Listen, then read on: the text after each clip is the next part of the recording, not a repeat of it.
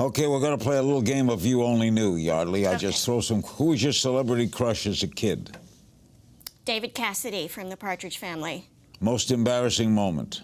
Well, I had one last night where I was doing, telling my own story at the Television Academy at this event called Story TV. And I had my notes in my hand, and then I realized on the third page of my notes they were upside down. And I thought, oh God, now what? And I have this thing where I really want to be polished and perfect, and it wasn't perfect. But it was spontaneous and authentic, I'm told, but still, it haunts me. Weirdest talent? Oh God, these are hard. I don't know. Okay. What's 3 adjectives that best describe you? Ambitious, resilient, and determined. What's the moment you knew you'd made it? Have I? Best piece of advice you ever got? Be on time. What was growing up in Washington like? It was great. Washington at that time was sort of like a big, small town. And, you know, I took 3 city buses to school. It was so different than it is now. What high school?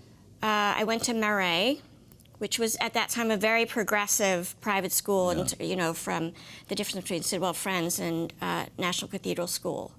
And I did school theater, and I was pretty independent, and it was a good place to test those waters, I think. Did you go to college there, too? I didn't get into college. I didn't either. What's the biggest risk you ever took?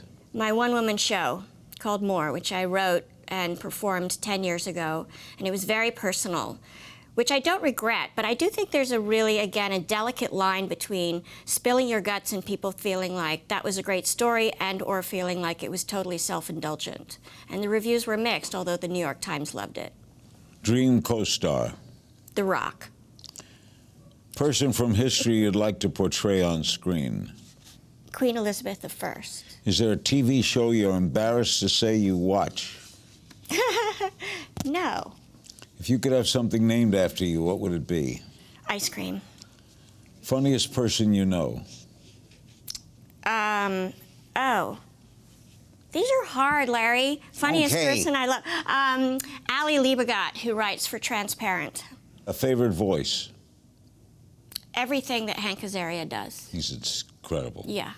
If you weren't an actor, what would you be? A ballroom dancer. Well, she's different. Watch new episodes of Larry King Now Monday, Wednesday, and Friday on demand on Aura TV and Hulu.